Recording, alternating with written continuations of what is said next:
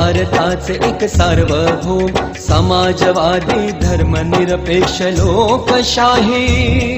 गणराज्य घडवण्याचा त्याच्या सर्व नागरिकास सामाजिक आर्थिक व राजनैतिक न्याय विचार अभिव्यक्ती विश्वास श्रद्धा व उपासना यांचे स्वातंत्र्य दर्जाची व संधीची समानता निश्चितपणे प्राप्त करून देण्याचा आणि त्या सर्वांमध्ये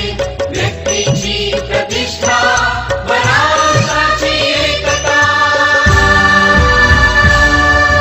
आणि एकात्मता यांचे आश्वासन देणारी बंधुता प्रवर्धित करण्याचा संकल्पपूर्वक निर्धार करून